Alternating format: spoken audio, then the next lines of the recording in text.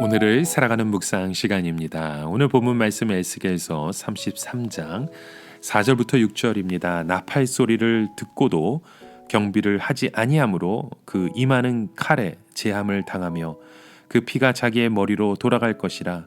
그가 경비를 하였던들 자기 생명을 보전하였을 것이나 나팔 소리를 듣고도 경비를 하지 아니하였으니 그 피가 자기에게 돌아가리라.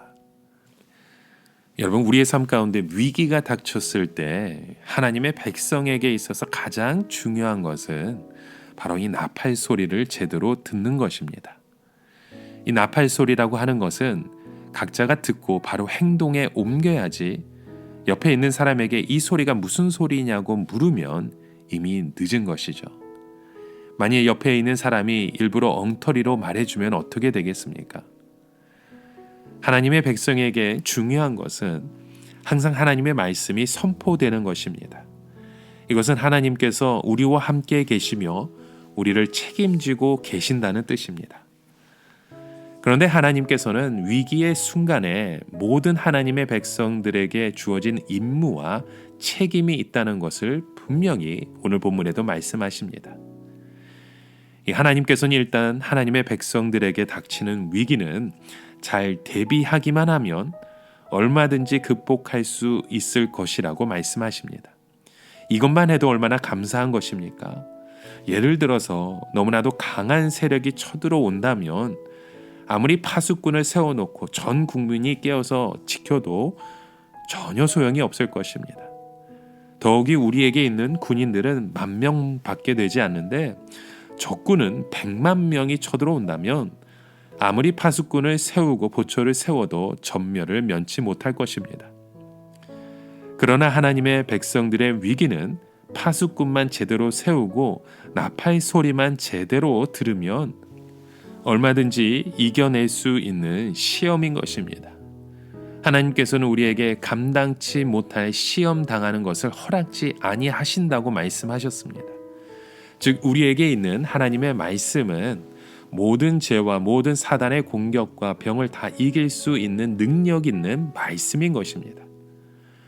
그러므로 우리에게 바른 하나님의 말씀만 살아 있으면 사단이 어느 쪽으로 쳐들어와도 우리는 충분히 감당할 수 있고 이겨낼 수 있다고 약속하고 있으십니다. 이것만 해도 얼마나 감사한 일입니까? 이것은 결코 우리의 능력이 아니고 하나님의 능력입니다. 하나님께서는 우리가 완전히 세상에 빠지지 않고 영혼의 파수꾼을 세우고 있으면 모든 시험과 환난을 능히 이길 수 있도록 하겠다고 약속을 하셨습니다.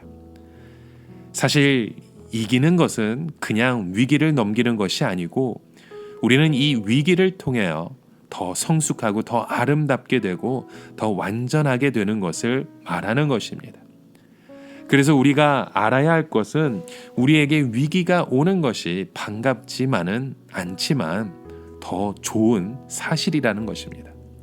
그래서 야고보 사도는 우리에게 말하기를 내 형제들아 너희가 여러 가지 시험을 만나거든 온전히 기쁘게 여기라 라고 말을 했던 것입니다. 그러나 하나님께서는 우리 각자에게 주어진 임무와 책임이 있다고 말씀하셨죠. 여기에서 가장 중요한 것은 말씀을 맡은 파수꾼의 사명입니다. 군대에서 파수꾼은 부대원 전체의 생명을 책임지고 있는 사람입니다. 그런데 만일 그 임무를 맡은 군인이 그 자리를 이탈해서 잠을 자거나 다른 일들을 보고 그 자리를 떠났다면 그 일 가운데 자기의 책임을 다하지 못했기 때문에 큰 문제가 발생할 수밖에 없는 것입니다. 그때 적이 쳐들어오면 아무 대책 없이 당하고 마게 되는 거죠. 그리고 잠자고 있던 모든 부대원들도 그대로 죽임을 당할 수밖에 없는 것입니다. 그러므로 우리는 하나님의 말씀을 맡은 자로서 파수꾼의 그 사명을 충실히 감당해야 합니다. 하나님께서는 말씀을 맡은 자에게 모든 것을 다 하라고 말씀하지 않으셨습니다. 돈도 많이 벌어야 되고 사회사업도 활발하게 뛰어들어야 하고 정치적인 모임에도 얼굴을 내밀어서 인정을 받으라고 말씀하지 않으셨습니다. 말씀을 맡은 자는 누가 뭐라고 하든지 하나님의 말씀, 하나님의 그 말씀의 나팔만 자꾸 불면 되는 것입니다. 우리가 알아야 될 것은 나팔 소리 하나만 있는 것이 아니라는 것이죠. 어떤 경우에는 취침 나팔이 있고 기상 나팔이 있고 비상 소집하는 나팔도 있고 전투의 나팔이 있습니다. 나팔 부는 사람은 이 나팔을 불 때 인정사정 볼 것이 없습니다. 이렇게 크게 나팔을 불면 사람들이 싫어하겠지라고 생각하면 안 되는 것입니다. 요즘 교회도 보면 이 성경적인 나팔 소리를 싫어하는 사람들이 있음을 봅니다. 나팔 소리가 너무 시끄럽고 사람을 공연하게 불안하게 만든다고 불평하는 사람들이 있기 마련입니다. 우리는 그런 사람의 소리를 들을 필요가 없습니다. 그리고 하나님께서는 파수꾼이 아닌 일반 이스라엘 백성의 사명에 대해서도 하나님의 말씀을 주고 있으시죠. 만약 파수꾼이 비상 나팔을 불고 전투 나팔을 불었음에도 불구하고 사람들이 듣고도 대비하지 않아서 큰 패배를 당하게 되면 그것에 대한 책임은 대비하지 않는 자들의 책임이라는 하나님의 말씀을 주십니다. 그러니까 일반 성도들은 어려움이 닥쳤을 때 우왕좌왕하거나 불안과 공포에 빠져서 절망할 필요가 없는 것입니다. 나팔 소리를 듣고 이 나팔이 기도하자라는 소리를 내면 기도하면 되는 것이고, 사단을 대적하자라고 하면 그 영적 전쟁을 하면 되는 것입니다. 하나님은 우리 각자에게 모든 책임을 다 지라고 말씀하시지 않으십니다. 우리는 우리에게 들리는 하나님의 말씀대로만 하면 반드시 기도의 응답을 받고 사단의 시험을 이기며 믿음의 축복을 받을 수 있습니다.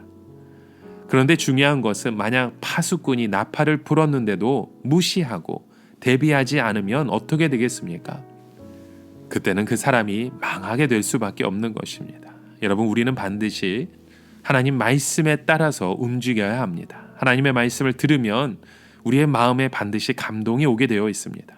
우리는 그 감동대로 인도하는 대로 순종하면 됩니다. 하나님은 우리에게 그 모든 선행을 다 하라고 말씀하지 않으셨습니다. 그것은 율법적인 사고방식입니다.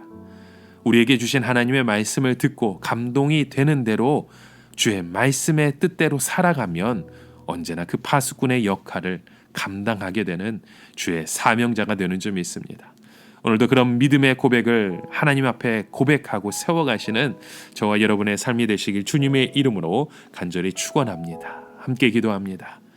하나님 아버지, 오늘도 우리에게 주신 그 사명, 하나님에게 주신 그 마음, 하나님 우리에게 주셨던 그 감동대로 주님 앞에 순종할 수 있는 믿음의 자 되길 원합니다.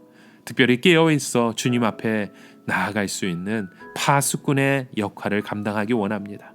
우리 공동체의 파수꾼으로, 우리 가정의 파수꾼으로 끊임없이 주님의 음성에 순종하고 귀 기울이는 주의 자녀 되게 하여 주시옵소서. 예수님의 이름으로 기도드립니다. 아멘.